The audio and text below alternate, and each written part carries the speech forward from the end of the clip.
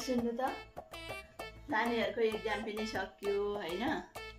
अब म 1-2 दिनको लागि माइत घर आउँछु ल। जाऊ न त जाऊ, नानीहरु पनि खुसी हुन्छन्। तिमी माइत नआएको पनि निकै दिन भएको थियो पुगेर।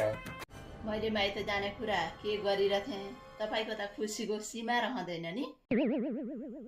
हेर त मान्छे खुसी भएका, अघिसम्मको त्यो कालो मुखमा हेर अहिले कस्तो चमक आएको। उसो भए नजाऊ न त, तिमीलाई कसले कर गरेको छौ? हो नि, मैले त माइत कहिले जाने कुरा गर्नै हुँदैन, यही घरमा जोतिएर बस्नु पर्ने होला नि त हैन। आमा हेर त कस्तो सोच मान्छेको। राम राम राम राम।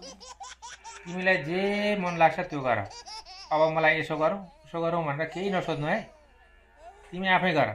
तपाईलाई नसोध्नु मैले कसलाई सोध्नु त नि। हेर त जेसुकै गर पो अरे।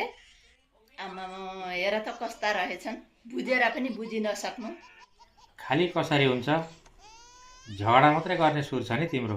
ए म झगडा गर्ने भए नि, अब झगडा नगर्ने राम्रो स्वभाव कि ल्याउनु थियो नि त, मलाई किन बे गर्नुभएको त?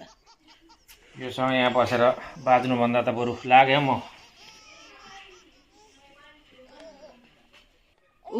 बोल्न नसकेर गए। अब खोइ म माइत जाउँ कि नजाउँ कि, कोही केही भन्नु भएन, फेरि एकताल सोध्नु पर्यो जाउँ कि नजाउँ भनेर।